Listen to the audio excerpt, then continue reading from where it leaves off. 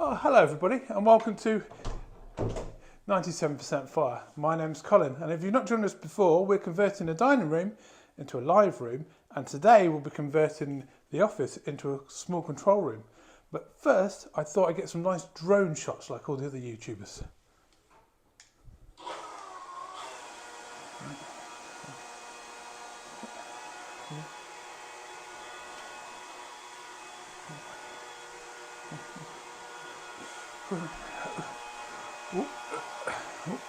Bit more. Oh, very hard to control.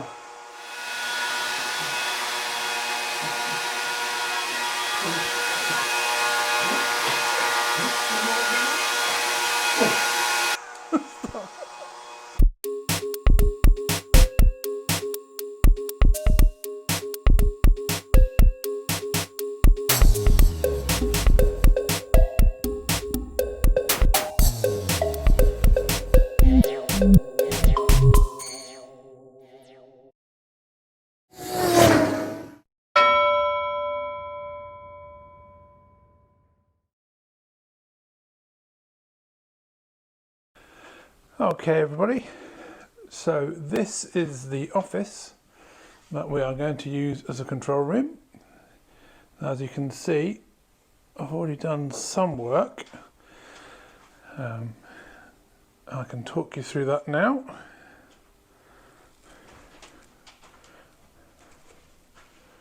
So,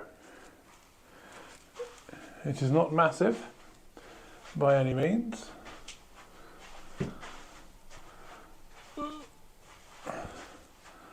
But it's here, we have it, so we're going to make the best of it. The room that we're in measures 2.6 metres long by 1.6 metre high by 2.7. As you can see on the bolt ratio graph here, it is just outside of this area. The red area is the ideal room dimensions or ratios. The actual live room next door just sneaks in. So we have a couple of choices. One of the choices would be to have a combined live room and control room, which would benefit during the mixing and mastering stage. The downside of that is if you have a local death metal band come in to record a session, then you probably have to stay in the same room with them for a good 10 hours, which could result in listening fatigue, as wonderful as the music is. So we're going to stay in our little office and we're going to try and fix these problems using science and foam.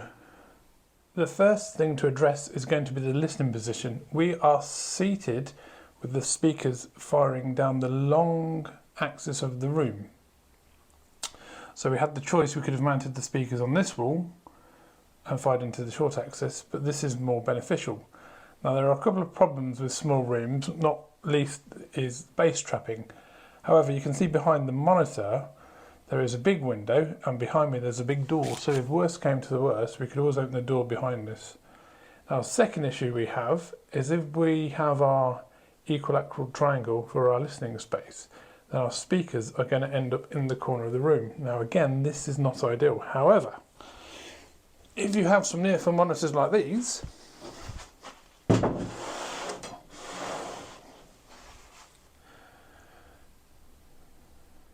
then it is possible, go to wobbly cam, then it is possible to tell the speaker where it is in the room and it will help compensate. So we are going to set these speakers for the corner location. The speakers will actually be mounted on the wall. Again, not ideal, but we don't have room to run stands to the floor. However, we can use some blue tack for decoupling. A couple of things we've already installed is number one, state-of-the-art CCTV. So that is my little man's baby monitor. That's 14 years old and still working.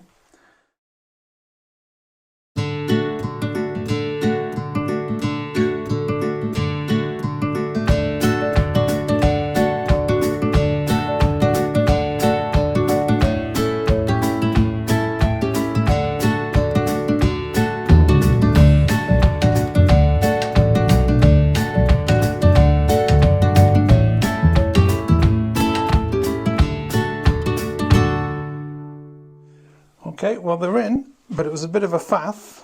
If you find you're wiring up a studio, it's always a good idea to make some labels for the sockets, because the more stuff you get, the more wires and cables and leads and things there are.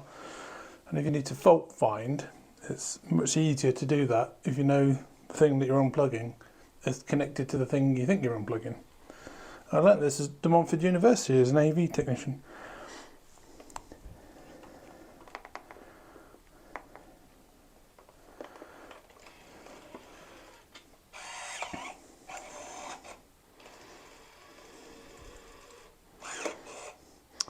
Another good thing is to prove the thing that you're turning off is the thing that you're supposed to be turning off before you label it.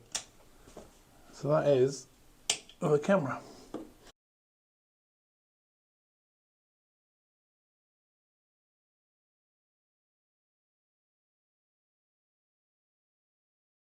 So this is about, the camera is about in the exact listening position where I'll be sitting. And what we've done is we have got an equilateral triangle between the both speakers and the listening position. Now this is raised up from the desk, yeah, and the speakers, you can't really tell, are pointed slightly up just to eliminate some reflections. Now we'll be doing some more treatment.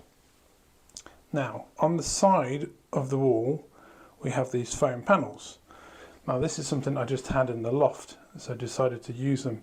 They're not fantastic for low frequencies. One, because of their thickness. Two, because they are actually stuck to the wall and not spaced from the wall. And thirdly, because of the way they are sculpted, making them actually thinner in the dips. Now, a way to position these foam panels to stop things like a Flutter echo and to eliminate some high end is if you get a mirror like this one and you put the mirror on the wall, you stay in your listening position nice and flat, and then you move the mirror around until you can see the speaker in the mirror. There we go. And that is a reflective point. So that is where the sound will hit from the speaker before going into your ears. There you go. So I've done the same on both sides. Now the other reflective point in the room is the ceiling. And we're going to fit an acoustic cloud there. So let's crack on with that.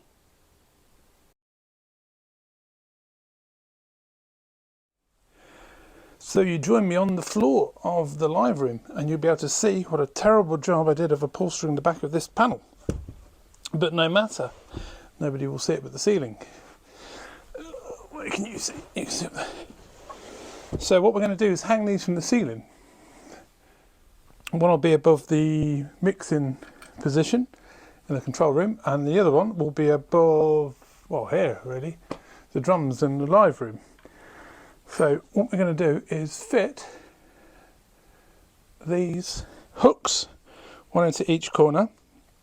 We'll then put some hooks in the ceiling, try not to electrocute ourselves by finding the cables, and then we shall hang them up. Now, top tip, if you need to put lots of hooks in, you get yourself the eye of the corresponding hook, you can then drill it.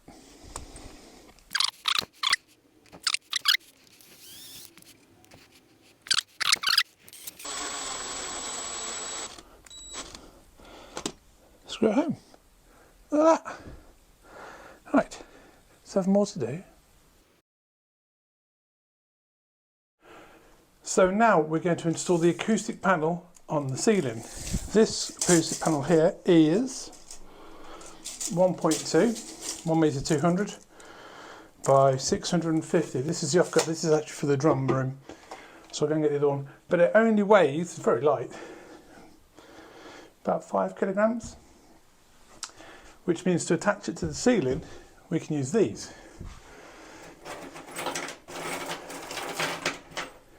And these are spring loaded ceiling hooks. Now when you order your fixings, make sure you see what the loading rating is of them. Super easy to install. Basically you need a drill bit that is as wide as the fitting. Drill a hole.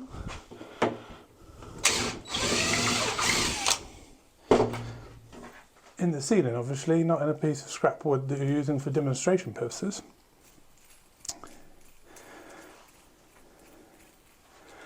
And then, once you've drilled your hole in the ceiling, you push the clip through, it springs out, holds into place, and then there's a little 7mm nut on the end. Tighten that up. A little spanner.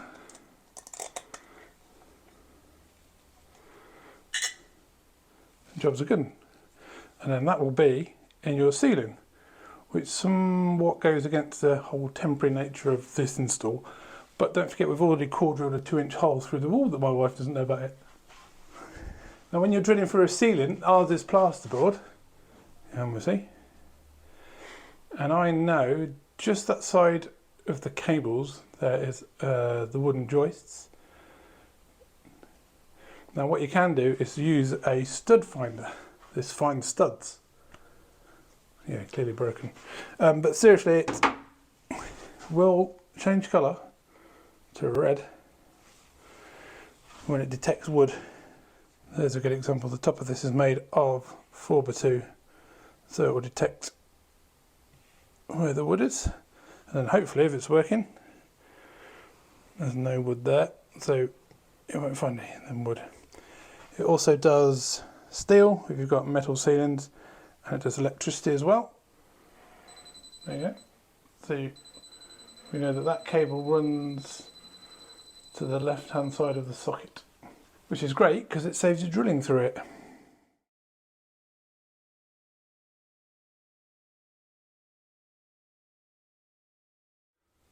Hello, and welcome to an entirely unnecessary ceiling cam.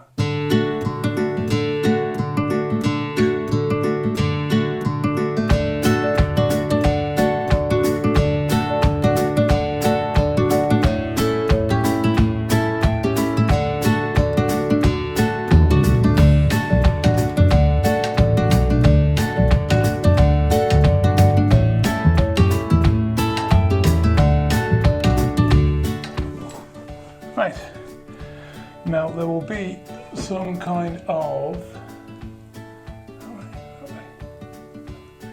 optimal angle to hang this cloud at, depending on the size of the room, but I don't know what that is at the minute. So what we've gone for is some string. Well, it's nylon rope actually, it's really strong, especially strong enough to hold the cloud. So we'll put that up and we can do some tests later to find out if we need to lower it or higher it. I am going to have an air gap behind it because that's always beneficial. The other top thing I would mention is never install your friend's expensive speakers before drilling a hole above them in the ceiling. Luckily you'll never see this.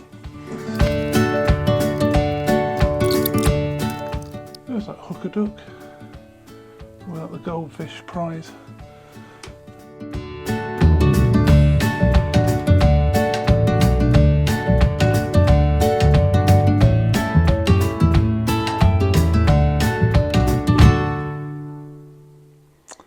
So there we have it,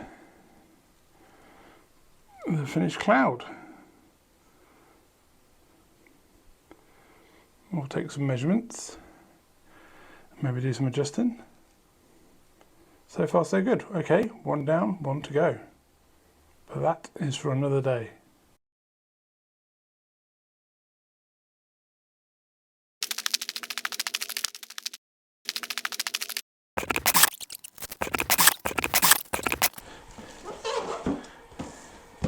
So this is the digital mixer audio interface for the studio.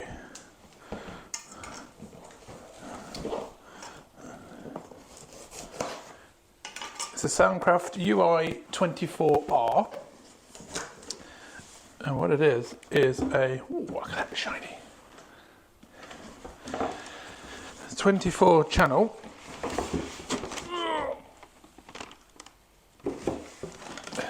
digital mix. Let's go.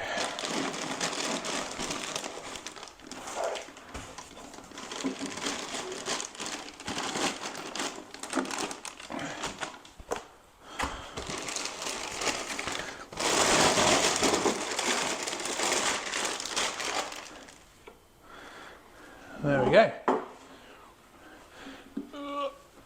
So we'll be going through this in detail later. That's the front. There's not much on the back. Some stuff on the side. What we're going to do is run a floor box from the control room to the live room.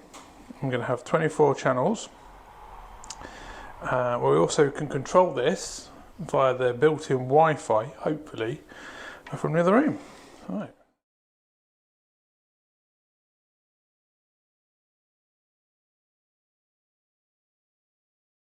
In here you'll also notice we have two floor boxes. So there's one floor box, goes around the amps, and here is a second floor box, and that goes through a hole in the wall behind the telly.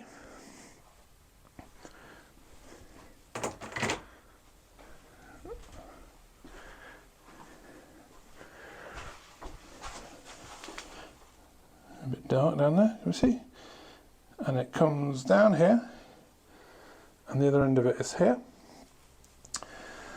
And the second floor box I've already started wiring into the patch bay, which is here. And what this means is I now have control over everything next door from one location. I've also run a snake, I've got a few of these snakes here, from the back of the patch bay, and that all comes all the way down under the desk and up into this monitor controller. So I can plug anything into anything effectively. So at the minute there is no I/O in this room, but when we get the interface we'll be able to run the speakers or the outputs from the interface through the patch bay to the microcontroller to the speakers here, or then again it will run underneath, and we could have fold back next door. We can also talk to next door through the talk back section.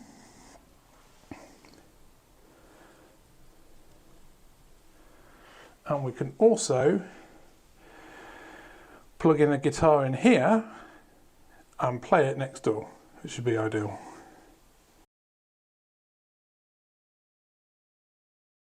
So just to pick up where we left off in episode 3, we've installed the acoustic panels.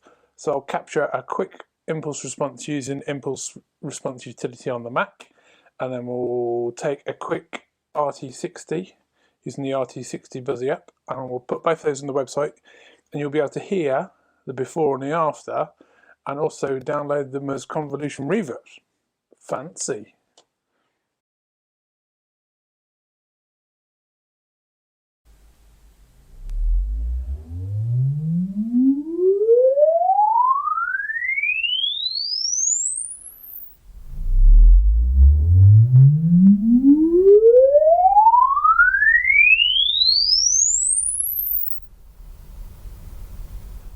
Okay, so that is the impulse response capture with the acoustic panels in, and we should be able to compare that with dining room empty.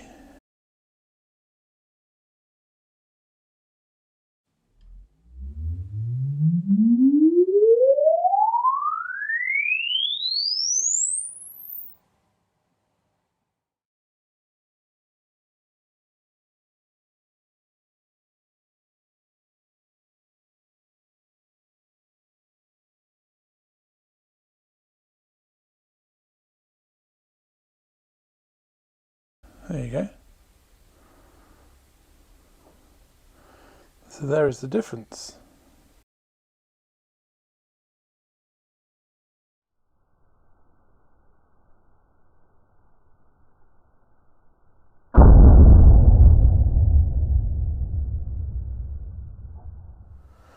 So that there is the RT60 0.21 of the room with the acoustic panels in place.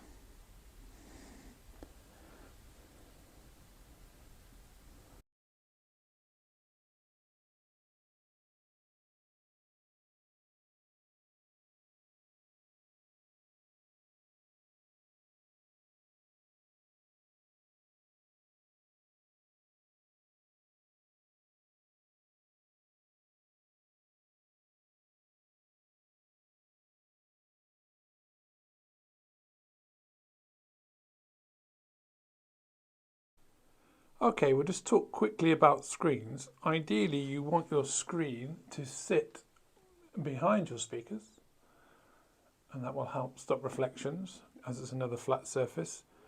This top screen here I'm actually using mainly for YouTube purposes.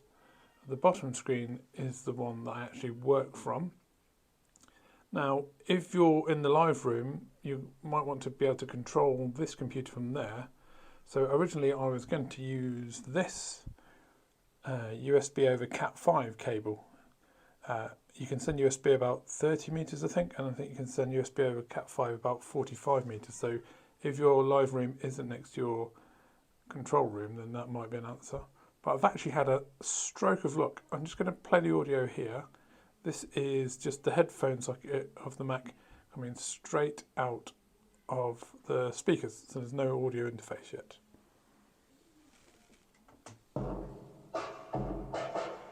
So that's playing in here.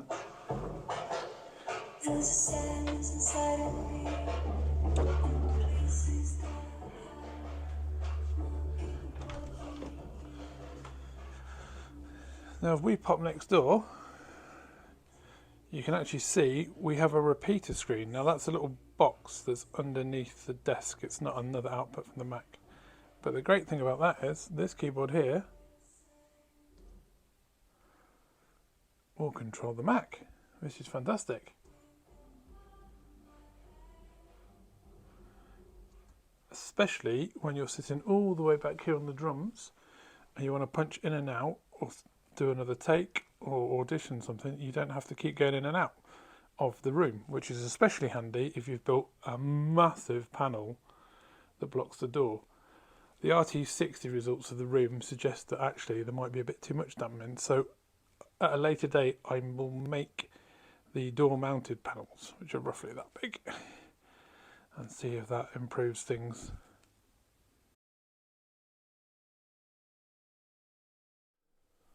Well, that's about it for this episode. Thank you very much for watching. If you've made it this far, please do consider subscribing.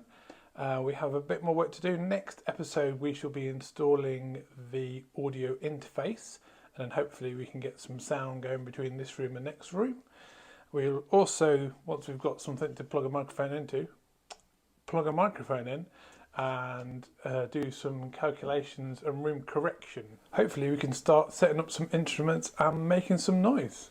Okay, thanks a lot. Catch you on the next one.